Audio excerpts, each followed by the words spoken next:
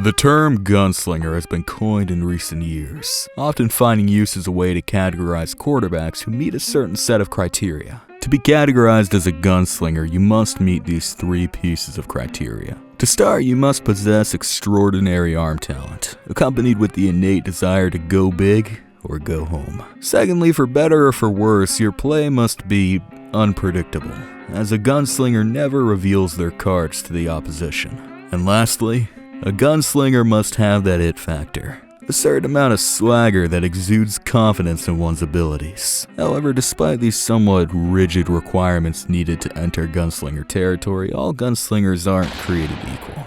And to illustrate this, I want to introduce you to the NFL gunslinger quarterback spectrum. On the left side of the spectrum, you have the Aaron Rodgers. You'll find that this breed of gunslinger isn't necessarily as balls to the wall as others, for lack of a better term. Instead, this breed of gunslinger trends more towards a conservative playstyle, often calculating the risk versus reward prior to acting, while still meeting all three pieces of criteria. Moving into the middle, you have the Patrick Mahomes, a breed of gunslinger that, unlike the Aaron Rodgers, is slightly more volatile. This breed is more susceptible to turnovers, but rarely to such an extent where it will inherently cost the team a win. This gunslinger, while being less refined, has a much higher skill ceiling, a trade-off that you'll have to consider when deciding which gunslinger you want leading the pack. And on the far right, you have the Jameis Winstons, a breed of gunslinger whose patient zero is at the center of this week's discussion.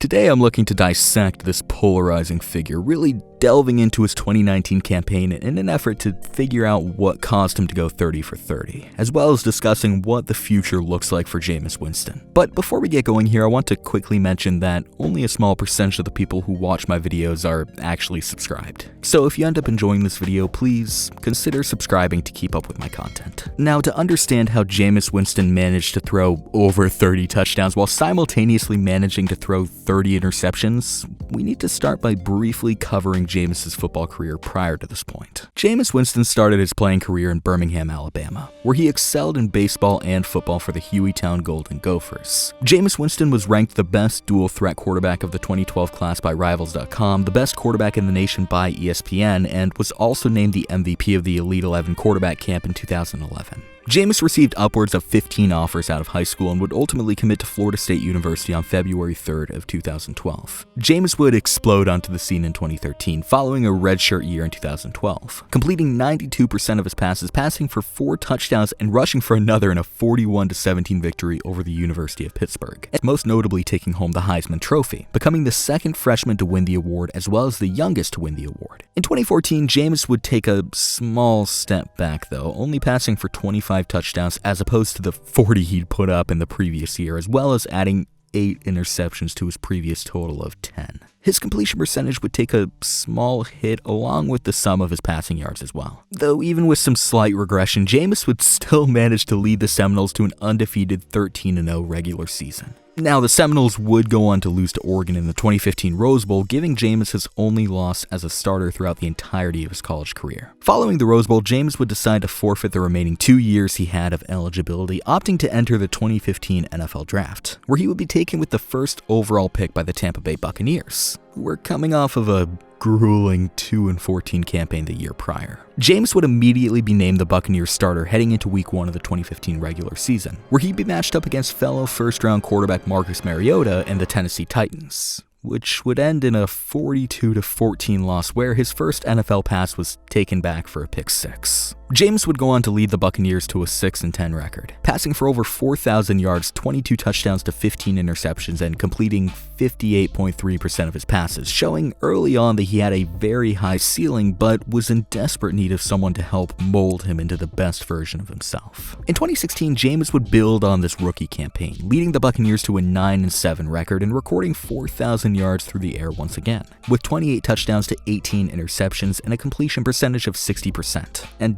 just when he looked primed to have a breakout season, everything came crashing down. Over the span of the next 2 years, Jameis would put up 6,500 yards, 38 touchdowns to 25 interceptions, and complete an average of 64.2% of his passes through 22 games. At one point, splitting time with Ryan Fitzpatrick during the latter year, following a 4-game suspension for groping an Uber driver. Heading into 2019, Jameis Winston was on thin ice, and in a desperate attempt to salvage this number 1 overall pick's career, the Buccaneers brought in the quarterback whisperer, otherwise known as Bruce Arians. However, the Buccaneers would soon learn that not even the quarterback whisperer could help prevent this train wreck, as Jameis would go on to put up his now infamous 30 for 30 stat line. And with all of their resources spent, the Buccaneers had to accept their new reality. In the offseason, they would let Jameis Winston hit free agency and bring in Tom Brady to replace him, ultimately coming to the realization that their number 1 overall pick from 5 years ago was simply a lost cause. Or is he? I want to hark back to Jameis' years before Arians for a second. While Jameis did manage to cement that legacy as one of the greatest college quarterbacks ever, and we can't take that away from him, this in no way means that he was 100% ready to transition to the NFL level. Coming out of college, Jameis was a very raw prospect, similar to most gunslingers, and the Buccaneers made a huge mistake in deciding to toss Jameis to the wolves right out the gate. In an ideal world, the Buccaneers would have sat Jameis Winston for a year and let him develop behind a veteran quarterback, similar to that of Patrick Mahomes or Aaron Rodgers. Unlike Mahomes or Rodgers, though, the Buccaneers didn't have a veteran quarterback on their roster that Jameis could learn from. They had Josh McCown in 2014, but they chose to let him walk prior to drafting Jameis Winston. I have a feeling that had they kept McCown around for a year and let Jameis develop behind him, then this story could have been very different. Now, of course, Ryan Fitzpatrick was brought in later on, but he wasn't necessarily brought in to help mentor Jameis. He was brought in to compete with and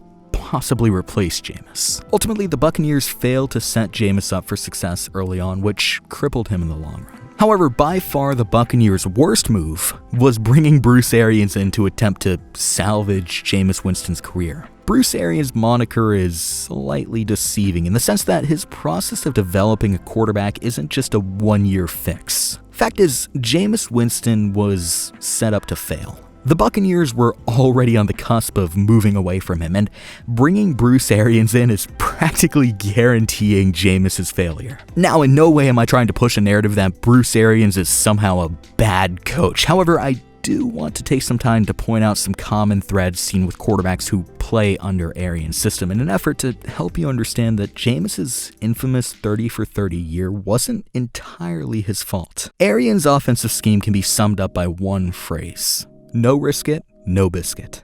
In Bruce Arians' offense, the quarterback airs the ball out at a noticeably disproportionate level when compared to any other quarterback in the league, often gambling on huge shots down the field in an effort to score quickly and dominate that scoreboard. Now, this combined with the sheer complexity and bulk of his playbook often causes quarterbacks to struggle within their first year under Arians' system, commonly leading to a higher interception total than average. That said, though, there is some upside with Arians' system, and the upside far outweighs the downside. Once fully mastered, the inflated interception total is then replaced by inflated touchdown and yardage totals. Arians' scheme never functions properly in year one because of everything that goes into it, but by year two, it hits full throttle. A prime example of this can be found with Carson Palmer. In his first year under Arians, Palmer passed for 24 touchdowns to 22 interceptions. However, in year two, Palmer put up 11 touchdowns with just 3 interceptions through 6 games. And in year three, Palmer passed for 35 touchdowns with just 11 interceptions. The fundamental issue with this pairing is the fact that the Buccaneers were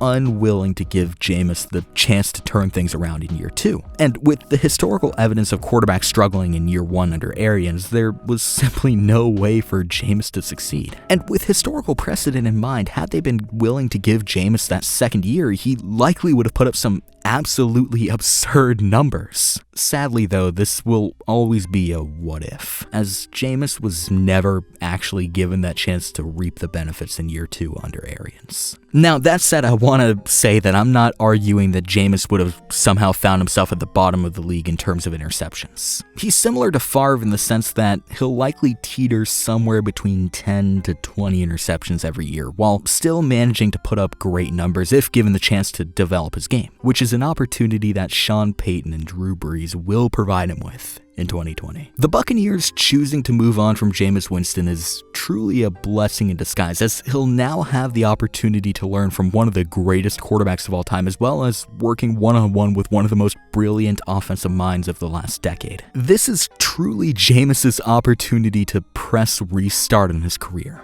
An opportunity to go back to square one and really work on developing his game. An opportunity he should have received from the get-go. And with Drew Brees' desire to mentor a young player like Jameis, and Jameis' willingness to put his ego to the side, turning down better paying opportunities to sit behind one of the all-time greats, it leads me to believe that this might all work out in Jameis' favor. 1 year in New Orleans could completely revitalize Jameis' career, similar to what it did with Teddy Bridgewater. 1 year in New Orleans could also turn into multiple years, given that Jameis takes leaps and bounds in 2020 and assuming Drew Brees does retire. This is Jameis' best chance to not only turn things around in his career, but reach his full potential. However, it's not only Jameis' best chance, because in all likelihood, it also could be his last.